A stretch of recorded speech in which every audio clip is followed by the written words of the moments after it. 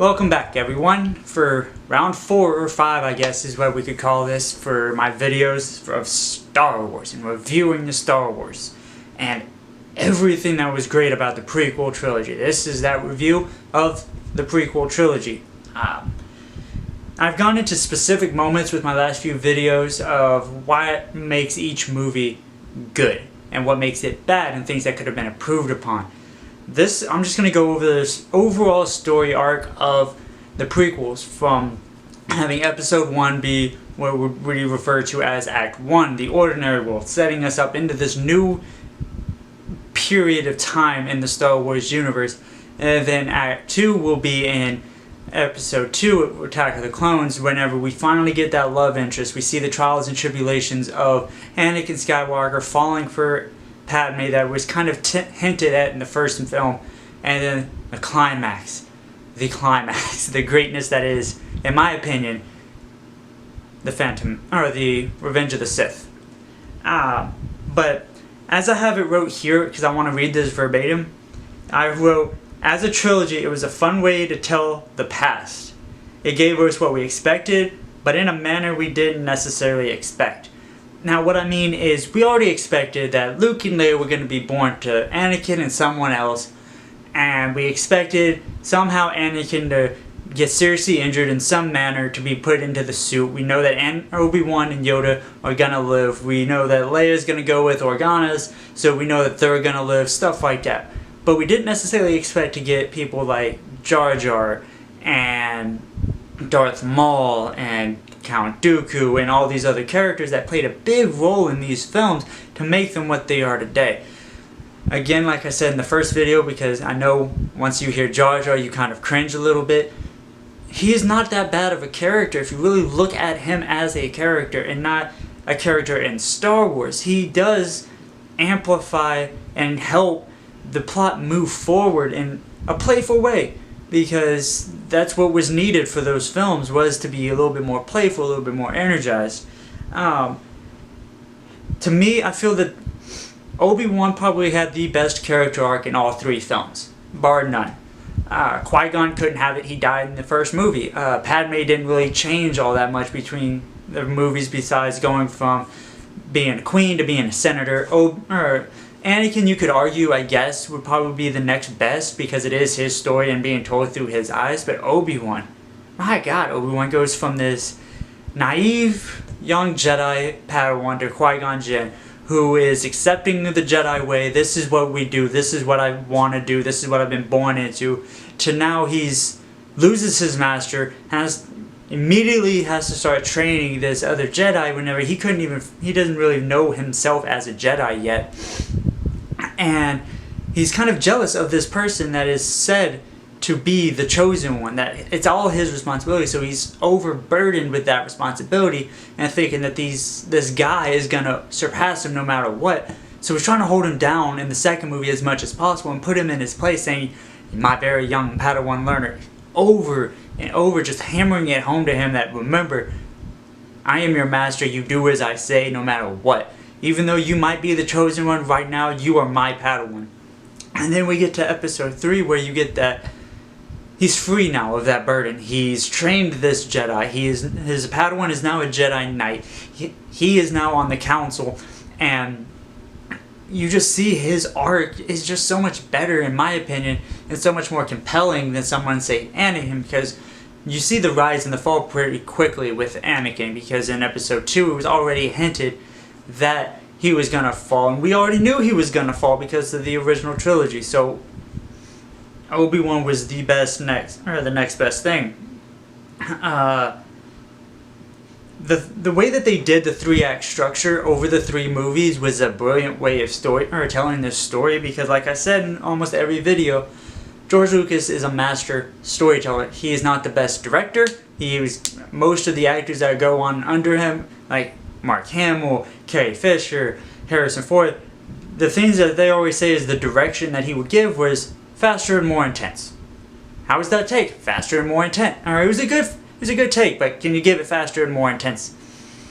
Like, what does that even mean? So that's why you get some of the acting that you do in this trilogy from, like, say, Anakin and Obi-Wan in these lackluster type of performances. mainly because I don't think that George Lucas had a firm grasp on how to direct. He's a good storyteller, he can write a good story, but writing and directing are two totally different beasts. You can tell somebody how to do a film and what your vision is, but you see it even between episodes 4 and episode 5, which I'll get into later. But there's the way that the actors are on set between having George Lucas as their director versus, I believe his name is Irving Kershner, if I believe I pronounced that correctly, was the director of episode 5. And then it was like night and day, and that's why a lot of people loved Empire more than A New Hope. I think that this trilogy hammered home how brilliant Palpatine really was from episode 1, where he was pulling and manipulating the strings of Padme behind the scenes and telling her, hey, this is where Chancellor Valorum is going to fall. You need to be the reason that this comes to light, that he needs the vote of no confidence. And then now Palpatine is now risen to power. He is now the Chancellor of the Republic. And then between episodes 1 and 2, because there is a 10-year jump, it's alluded to in the movie that Anakin had been close with Palpatine, and Palpatine had been that guiding hand telling him, hey, this is something you can do, so his hand was in his training the whole time. And then I'm a firm believer, now that it was said to me by my brother, that I believe Palpatine was the one that orchestrated the Tusken Raiders kidnapping Shmi. Because typically from what's been shown in the movies, Tusken Raiders aren't these barbarians that'll just torture their victims. No, they're just like, you're on my turf, you're gonna die unless you prove value to me, which has been shown in The Mandalorian. So I think that he probably went to them. I don't think that he force persuaded them, because I don't think that them of simple minds. I do think that they probably could hold their own in an intellectual standpoint and not have a weak mind. So I do think that he went to them, said, hey, I'm trying to do something, whatever, I don't know what would have been said, but I need you to kidnap her and torture her. And then Palpatine fed those dreams to, well, not even needs to, because Anakin was already connected to Shmi due to his childhood, and knowing that he could have already been feeling everything around Shmi that was been going on. So that month time between when the movie starts to when we get to that point of Shmi's finding Shmi finally in the Tusken Raiders, I think that Palpatine wanted them to be together on that moment. He wanted Anakin to be able to go, and that was the best way to see that through, was to have Anakin follow Padme home. And then he knew that without the Jedi Council to tell him no, and Padme being this kind of sympathetic type of character, she would have been like, yeah, I understand, let's go, which is what happened. And then they go, and then they rescue her, and then that started the turn to the dark side of Anakin, was his mother's death, and the fact that he couldn't stop it, and that was his wanting to stop. And before you even try to comment it, why couldn't he just Force heal? I do believe the Force heal was more a Sith-type tactic, because Jedi are more of, it is okay to die. These vessels that we live in aren't eternal. They're not meant to be eternal. We're meant to live and die. We are the will of the Force. Whereas a Sith or a dark side user is, I want to live forever because this is all I know, and this is all I need to be. And so that's why I think within Force healing or Force taking away life force is more a Sith tactic than it would be a Jedi. So that's why Obi-Wan didn't Force heal Qui-Gon, Anakin doesn't Force heal anyone and stuff. That's why we don't see that really until the sequel trilogy. And then going into episode 3 with Palpatine manipulating everything, I believe that the dreams that Anakin was having about Padme, I don't even know if it needs to be a theory, I think it could almost be fact even though it's not confirmed, is that Palpatine was feeding those dreams to Anakin to build up that fear, because the fear is the path to the dark side, remember this. And so now he's already started down that path. Fear leads to anger, anger leads to hate, hate leads to suffering, and then it's just like it keeps going in that way for him. And there's obviously all those memes and those pictures of the fear, the hate, the anger, and then the suffering of everything, or of Anakin's story through the first 6 films. But I believe that this trilogy just reinforced how big of a player Palpatine really was. Even though this story was told through Anakin's point of view, I do think that this was more a establishment of Palpatine more than it was showing how Anakin became Vader, because we didn't necessarily need to know it. We heard Anakin Skywalker once or twice in the 6th movie, and we were thrown into what was Anakin, what was his big role, how was he related to Obi-Wan, and all this different stuff. So our fantasies went wild, and we kind of pushed George Lucas to give us these films. And I'm glad that we got these films. These are great films and good movies to watch. They might not be the best way to tell a story if you look at them single movie at a time, but you put them together and they tell a beautiful story of tragedy.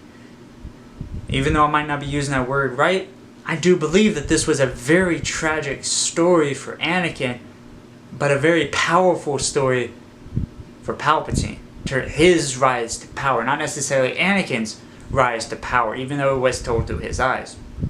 So if you're somebody that grew up with the original trilogies, then got the prequel trilogy, and you hated the prequel trilogy, or if you just hated the prequel trilogy in general, I don't know why you do. You could just be looking at it at face value. I don't know your personal experience with these movies.